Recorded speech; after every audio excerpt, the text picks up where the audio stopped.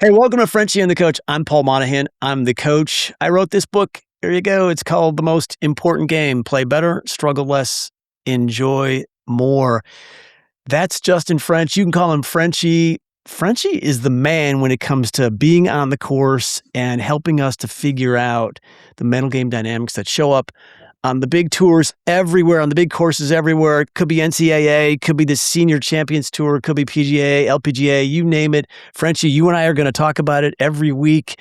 What are we talking? And you got Patches with you this week. She's our official mascot. Official mascot Patches. She doesn't like it when I come down to film, so she always follows me down, hops up, hangs out for a little bit. So she's my girl. So yeah, we glad to have her as our official mascot for the show. It's good to see you, man. I'm glad to be back on.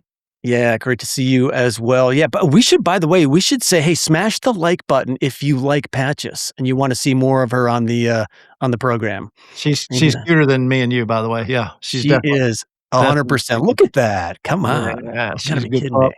Yeah, it's a fun week, man. I love the Texas swing that the guys have been on the last couple of weeks. Oh, yeah. Down in Dallas, and then over in Fort Worth and the Colonial. What a iconic golf course it is for them to get to play, and it's funny how it just has stood up to the test of time, even with not lengthening out a whole bunch and all the stuff you hear about. Everybody complaining. Last week at the TPC Craig Ranch, they shoot 30 under again, for the second year, and then you go over to Colonial, and that's not what happens. So, really enjoy watching that tournament this weekend. You kinda gotta be a little bit more tactician around that place. Hence you got all kinds of different guys that can win there and play well there. Yeah, and it seems like the quality shot is the one that gets rewarded at the Colonial, right? I mean, it's a different program, and they gotta show up with their game. They have to hit fairways, otherwise you just can't get close. Yeah, the whole thing about it's similar to the PGA, a couple of weeks ago at Aronimink. It's like the price of missing fairways there is it's a penalty. It's not a bomb it down there and gouge it out on the green type thing, Yep. at both of those places, and that showed this weekend with the guys. I mean, I happened to be last week kind of wildly in Fort Worth for a couple of days with my wife for a horse show, and we went early to my dad lives down there. Went early to meet him for dinner at a place, and sitting in there, and in walks Eric Cole. It's Wednesday night before the tournament, and I told my wife, I'm like, "Oh man, there's Eric Cole. That's kind of cool." And then Ludwig walks in after that, and I didn't get a chance to talk to Eric Cole. I wish I had. I wish I'd have walked up to him and like, "Hey man, look, good luck. You win this week. You gotta Little bit of this. Let's come go. come on our podcast, bro." I wish I would have done that with how well he played, but it was fun to watch him, with the guy that he is, winning 60 some odd times on the mini tours. He is a golf junkie. And, it's fun to watch a guy that's a golf junkie like that. And he talked a little about some of the stuff he's working on, keeping the club in front of him this year, and just listening to his kind of story of what he's working on right now. I love hearing those guys be open with what's going on within their head and within their golf swing. And, he and Henley both did that in their interviews throughout the week on what they were trying to do.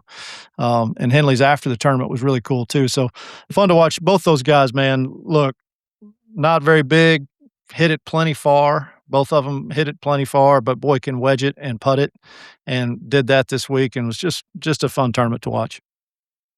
Yeah, I think you're right, and I think, one of the things that comes up for me is you have another week where the leader, in Eric Cole just play by the way, not yet, check that box as his first win, on the PGA Tour, and yet he puts together a really solid Sunday. I'm sorry, he played really well, but for look, we could nitpick and call out a few shots where I'd have to say, well, all right, maybe was that a little bit nervy? I don't know, but look, I think at the end of the day, it's like the Alex Smalley story from a few weeks ago at the PGA, where Yeah. like Smalley plays a great round, and he just runs into a super hot buzzsaw called Aaron Rai, who takes the major, for himself.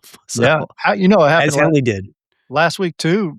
Scheffler and those guys shoot 65 in Siwoo in the last group, and it just so happens Wyndham Clark goes on a tear and shoots 60. So, I mean, it's not like they went and played bad. Eric Cole didn't go and play bad this on Sunday. He played a great round of golf, especially under the heat and, with the greens firming up and some of the stuff that was going on. He played really good.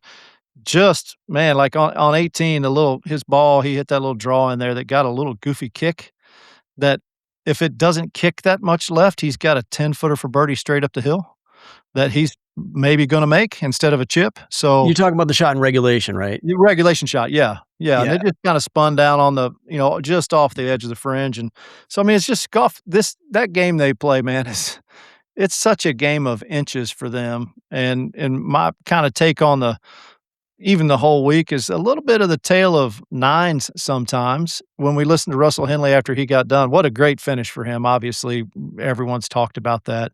He, shoots 1 over on the front and then shoots 31 on the back. Kudos to him.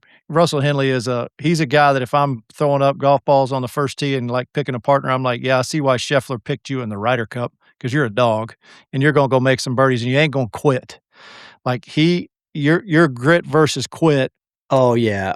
with him is you just need to put a picture of him up because that's what it is, and That's then that's what exactly he what did. it is. Yeah. Yeah, this idea that he showed up with grit 100%. There's an interesting dynamic, and he talks a little bit about it in his I don't know if you caught this, in his presser afterwards where he goes out and he's 3 under after 2, Yeah, good right? start. Eagle, Yeah, birdie, pretty good right? start, yeah. Yeah, and then he gets what is it, 5? Like, he bogeys 3, 4, 5, and 9. Yeah, 4 of his last 7 on the front. 4 of his last 7 on the Yeah. front. Well, you know, I don't know if he caught this, but he said, "Well, I was I got out to a fast start and it made me a little uncomfortable." Did catch that. Did catch that. Is he I talking heard about what I think he's talking about? I heard that loud and clear, by the way. Okay.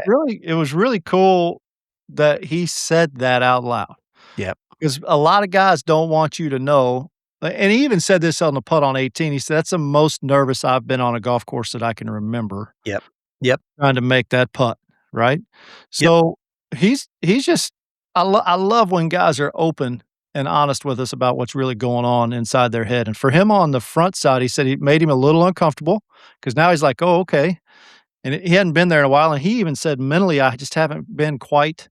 If you think what Russell went through in the Ryder Cup. He not a great record there on the biggest stage. Shane Lowry makes that putt against him to win it. He went through some stuff where he's taken some lumps, and so that takes a little bit of a toll on a guy. And I think he's kind of tried to figure his way back throughout the year, and I think he was feeling that on the front. He was like, "Man, okay, maybe I'm back where I'm supposed to be," and it's like, "Oh, I haven't felt that in a while. I haven't felt this, I'm gonna run and go win this golf tournament feeling in a little bit." And that's different, and good for him for being honest about it. Totally, and I think he talks about, after 9, he's like, the only thing he's like, after 9, he realizes, "Holy smokes, I need to get back to par," 'cause he's 1 over, right? Yeah, yeah. Well, And not only that, just like I was saying a second ago, the tale of 2 nines, it's cool that his caddy's like, "Hey, man, hey, bro, let's reset this a little bit. We still Yep. have 9 holes to go, and this golf course is built for you." Like, I think his caddy did an incredible job of talking to him between 9 and 10 to get him back on track to go do what he did, to finish up the golf tournament and not quit. I mean, the whole no quit thing, I think this week definitely, shows that more than some other weeks have. Just don't quit with what you're doing.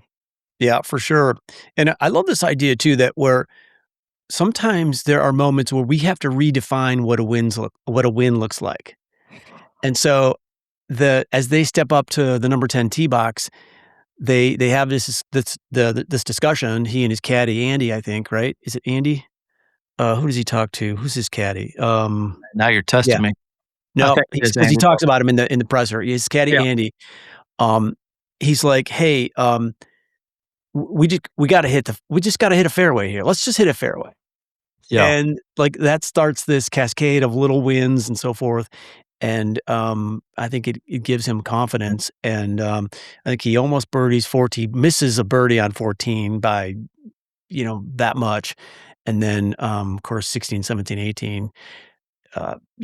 just he just plays amazingly, right? So, Doesn't miss any shots coming down the stretch.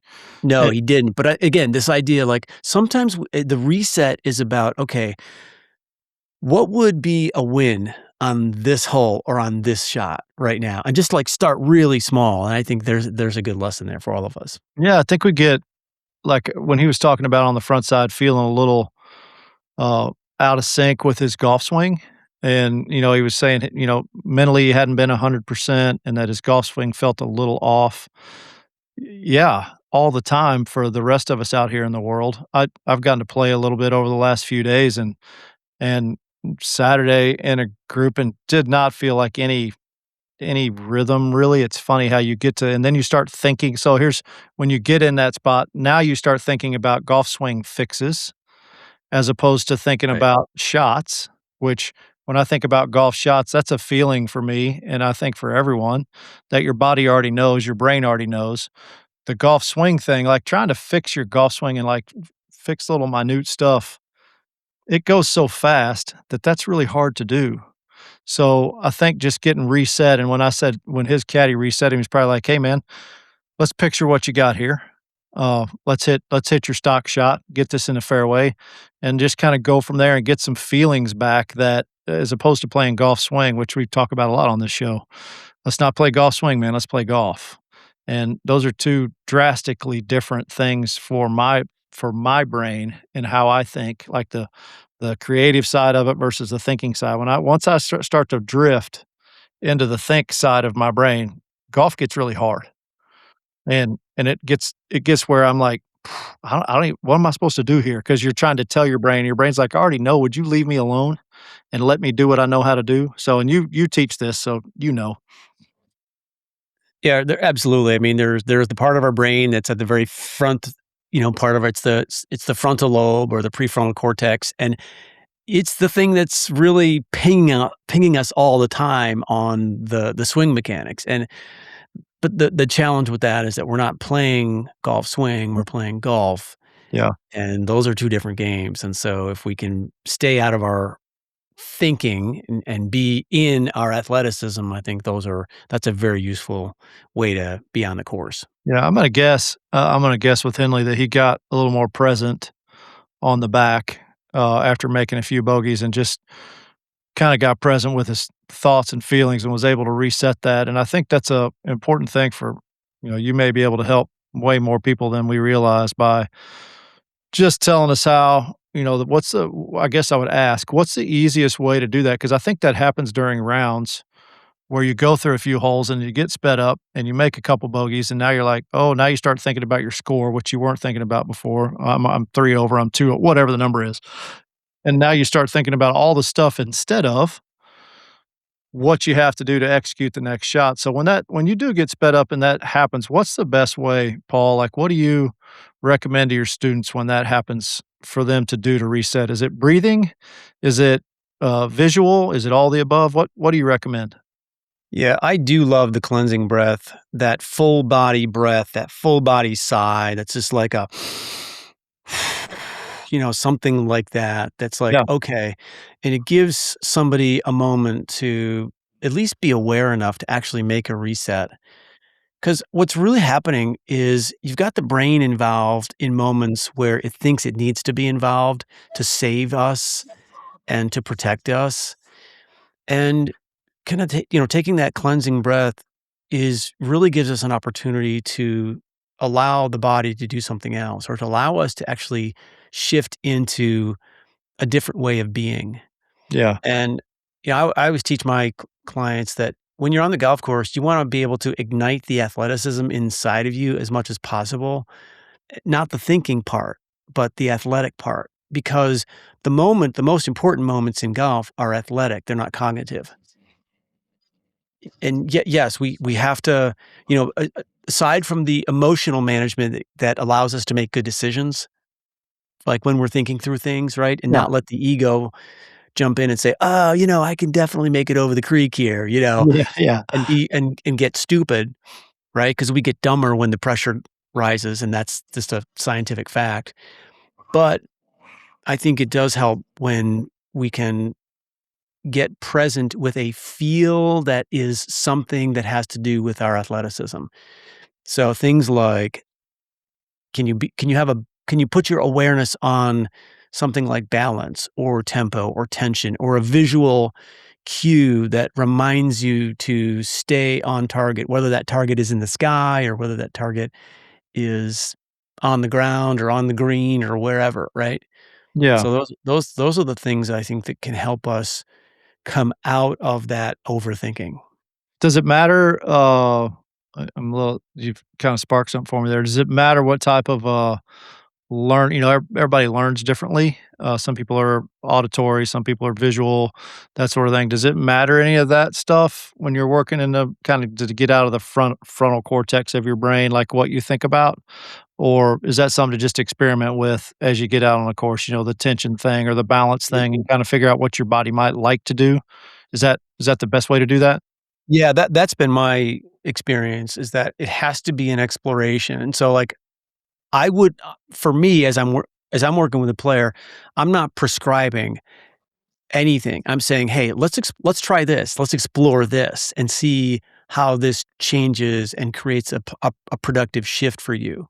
One in which you're actually in your athletic fields and not stuck in the kind of thinking that leads to tension, leads to not being present, leads to being outcome oriented. That's stuff that gets us into trouble. Yeah, so I guess the answer to that is, like, if I do think about, "Okay, yeah, I'm gonna grip it a little bit tighter on this shot," that takes away from thinking golf swing thoughts, and you can't do 2 at once, right? So that creates a different thought than maybe what you've been the pattern that you've been in, and can kinda break that cycle of some of the stuff that I think we all fall back into patterns of Mhm. what we do when we get Yep. nervous or we're getting Yeah. we all just go back to kind of the same well. And so you gotta break that, and so I think that if I'm hearing you right, that if I'm able to think of something else like my balance or where I'm gonna keep my weight on this shot or that sort of thing, if I focus on that, then I can't focus on some of the other stuff that might get in my way. Is that true? That is true. And here's the additional benefit is that you're igniting the part of yourself, the part of your being that's actually going to pull off the shot. That Yeah. is your motor skills. Huh. And so by spending time putting awareness on things like, hey, where does the tension show up in my hands? Where do I feel that the most? How do I feel that the most? What it does is it ignites and activates the part of your brain that's responsible for motor skills, and it quiets the part of your brain that's going to put you in overthinking. That crazy monkey in there that runs around my brain There you go. beating on the cymbals. I've got a buddy that calls that the drunken monkey, by the way, and, Yeah. I think he's correct. Like, the drunken Yeah, monkey he would runs not be around your wrong. brain. Yeah, so that's cool. Yeah. I think that's helpful, for the everyday golfer to know, like, we talk about this stuff, but, like, practically, what do I do in order to cut that chain and quit going back to what I go back to? 'Cause, that doesn't work for me very well. Like, when I go back to doing what I worrying about golf swing, that I don't do very well. My brain's it kinda there's a short circuit thing there, so that's cool. I think that's helpful. Yeah, and I think if you going back to, all right, well, how did Russell Henley make that shift? My guess is when the part of that experience of being on the 10th tee was some kind of a breath where he's like, all right, this moment's going to be different, right? Yeah. And this moment's going to feel different. And the objective, hey, the way to create a win here is just get it off the tee and get it in the fairway. Can we Yeah. get it in the air and can we get it in the fairway? You know what I Yeah. mean? It sounds ridiculous that, oh, wait a minute, he's a professional golfer. He wouldn't be thinking that basic. Look, I bet that he and Andy were thinking about something that simple. And I think there's a lesson in there for us. Yeah. I also liked what he said. He they talked about he said, I actually want to be here. I wanna win this golf tournament. This is why I practice." Even though he Mm. just made 3 straight bogeys, he'd bogeyed 4 of his last 7. Like, just telling himself, "Hey, I'm here because I wanna be here." Like, that's a mindset switch too that, "Man, this round is terrible. I've gotten some bad breaks. I've gotten that." We all do that and and then compound our errors as opposed to being like, "Man, I've had a few rough holes, but you know what? I'm here. I wanna be out here. I wanna play golf. I wanna compete. I want you to push me. All of the things, like, he said that afterwards. He was like, "I was a little nervous," but then I reminded myself, "Hey, I'm here for a reason because this is what I do for a living, and I practice for this. I want Yeah. to be here." He could do whatever he wants in the world, but he wants to be on a golf course, and I think that's a cool thing to sometimes, like, step back and be like, "Man, I get to do this. I don't have to be here. I get to compete." And I think that switches how your brain reacts to stress as well. I think it does, and one of the ways I think about it is in terms of fear versus love or passion. Meaning, if this fear that it is often a part of our experiences on golf courses, fear of, am I gonna miss this putt? Am I gonna miss this shot? What will they say if I don't pull this off right here, right now? Like, all of that stuff that comes in and creates nerves and anxiousness and the tension that follows. Like, if we can actually shift to what you were talking about, this idea that I love this moment. I love being here. I'm passionate about this, and thank God I'm here in this moment because everything I do has prepared me for this. Yeah.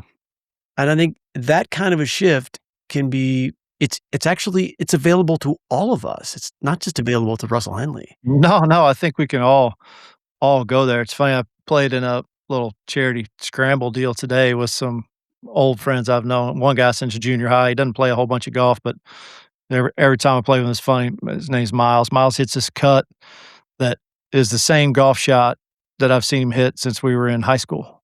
Mm, And it's funny, he gets over the ball, he does all the same stuff. He was struggling with his putter a little bit today, and he was like, "Man, what?" And I gave him a couple things, and I said, "Hey, here's what I'm gonna do. I'm gonna give you a spot in front of you to hit it at, and you just roll it over that. Let's just make it simple.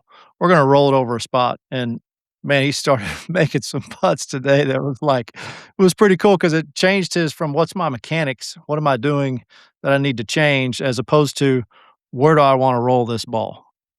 And look, yeah. we can all do that. And so it's just funny, the when you just switch out of the spot in your brain that is just flat making you crazy and getting loud, to the spot where it's like, I just have one thought, I just wanna roll it over that spot right there, and if I do that, I'm happy with whatever the outcome is. And it's just cool that I think that that kinda stuff is available to everyone watching. Is like, it's not, thank goodness it's not brain surgery, or I wouldn't be on this podcast. Let's just be honest with each other, but it is from experience, though, knowing that there's some simplicity to golf that we can all get to help our games. Yeah, and that shift from outcome orientation to process orientation, that is profound because of the way that it settles us and allows us to make a putting stroke that is with it. By the way, it's within our capabilities to do that.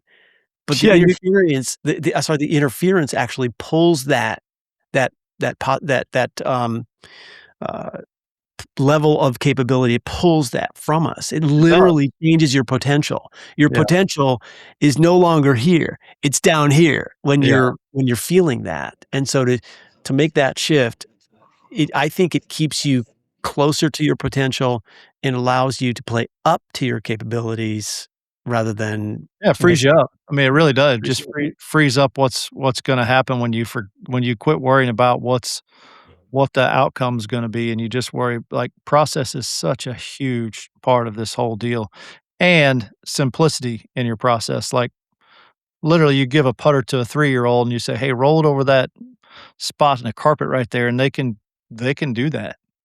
So, we've been playing golf for a whole lot of years. I don't even wanna say how long, because it's a long time, Right, right. almost 50 years for me. So, you've been playing golf that long, I can take a putter and roll it over something a foot in front of me. And so, just kinda simplifying things and making them where you get out of the spot of your brain that's just driving you nuts. It's just funny, I've gotten to play a little bit lately, and I have started to pay more attention to that, to hearing what's going on in my brain, and then just kinda laughing because we talk about it on the pod, and then now guys that are watching, I get on a golf course and they're like, you hit a bad shot, and they're like, "Oh, did you forget your they start giving me trouble about our podcast, which I think's funny too. So I'm like, "Yeah, bro, I ain't perfect at any of this stuff, but I'm sure trying. I'm trying my best, Exactly. to get into the right spot." And it's Of funny too, course. thinking about it a little more, that you do. hone your process a little bit to try to get into what helps you play the best. Yeah, and, you talking about freedom, there's one other thing I heard from the winner, from, Russell Henley, that I really loved and I thought was super interesting. There's 2 pieces to it. One was he was basically describing the life that he leads with his wife and family, and he's like, "Hey, I'm really fortunate because my wife basically, um, essentially helps me to experience the freedom, sort of gives me the freedom to either play well or not play well. And when I come home, like, she loves me just the same, Mm. and appreciates me just the same, and right, so he's got that. And then he talked about this, I don't know if you heard this piece too, I'd love to get your take on it. He talks about the fact that he had asked his wife on Sunday to pray for him. And, you know, we all have perhaps we live and experience different religious traditions and faith traditions and so forth. I think what's important here is what can come from this in terms of peace that we feel inside when we know that others are putting their intentions on us to support us in ways that, yeah, can we really explain it and understand it fully? No, but it gives us peace in our hearts and peace in our being, essentially, to know that we can go out onto the battlefield and we can go out into this space where we're going to try and do something really hard and know that someone's behind us. And so I think we can never discount what it's like to feeling a sense of peace out on the golf course, that no matter what we do, no matter how we play, we are more than our score. And I think that's a big part of, I think, what allows a guy like Russell Henley to just be like, "All right, here we go," you know? Yeah, no, that's pretty profound stuff. Yeah, I mean, yeah, I'm sure there's a lot of different, backgrounds and religions watching, our podcast. I'm a Christian and believe 100% in what you just said, and I think it's important, however you can find that peace to know that, look, my wife and daughter, my stepson, they don't care what I go out and shoot today. Not one of them. And it probably don't remember tomorrow. No, neither does anyone else in my group that I'm playing with, because everybody's wrapped up in their own stuff. But Right. knowing that you have anyone in your corner that's willing to say, "Hey, I'm gonna take some time for you today. I'm gonna pray for you, and I want you to know that I got your back, whether you shoot 70 or 86." That's That's important stuff. That's life stuff that I think is way more than, what we're talking about in golf. Golf's an unbelievable game that has taught me more things about life, and has brought me more friendships than maybe anything else that I've done. Like, literally, golf has brought me, friends, um, experiences, all types of different walks, and being Mhm. accepting of a ton of different types of people. I mean, I'll play golf with a 18 played golf yesterday with a 16-year-old that he and I can have good talks on a golf course and talk about life. Played golf with guys that are 80 years old that I learned a ton of stuff from. So, this game that we get to play is a game. The stuff you're talking about where people are willing to pray for you and back you up and be a part of your life and be in your corner. Now, Paul, that's different. That's life-changing stuff, and I think golf mirrors some of that, and golf mirrors life. I mean, Mhm. we're gonna all run into problems and troubles, and to know that we've got people in our corner, thank you very much. No question, no question. Well, good. Well, as we kinda wrap this session up, yeah, lots to learn from the winners, lots to learn from the runner-ups every week. I think, like, even, like, a Ben Griffin story was kind of fun Yeah, yesterday, man. as he Yeah, goes out and shoots 65 on a really hard course yeah. where it was not giving up many 65s on Sunday, No, and, there hasn't been anybody win back to back there since, Hogan did, and that's yep. been a ton of years, and Ben gave it his good old college try. I'm proud of him for doing that, and you talk about runner-ups too. I really liked Eric look, the class that Eric Cole showed yesterday, doing an interview right after the playoff. They do Mm, Russell Henley stuff, and then they cut to Eric Cole doing a face-to-face interview, and he was like, "Man, I just wasn't quite good enough today. I didn't make enough birdies, and, I played my best." What a class guy to even get on there and talk. A lot of those guys would probably not do that interview right after. I mean, it's a heartbreaking loss for him not winning on the Mhm. PGA Tour yet. So, it just shows you the kinda character and some of the stuff that you have brought up today, that these guys show that it's not just golf, it's about life, and I'm glad that we get the chance to talk about that.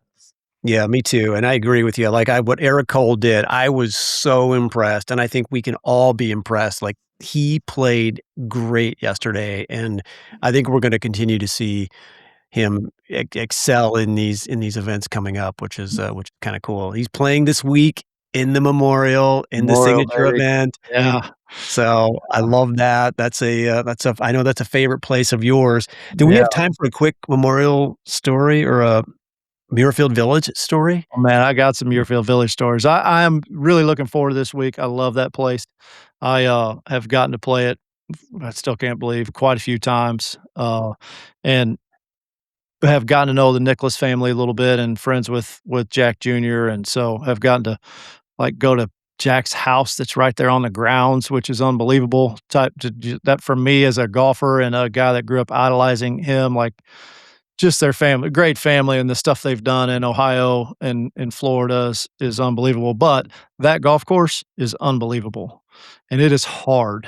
It is hard. I've played it in tournament conditions where the caddies kinda laugh and they're like, "Hey, you're gonna have fun today," and then the next, back-to-back days, the next day, they're like, "Hey, today's a little better. You're gonna actually be able to, shoot something decent," but the days when the greens are really hard, no, you might as well turn around and go back to get that chocolate shake they make in the pro actually, they make a bunch of shakes.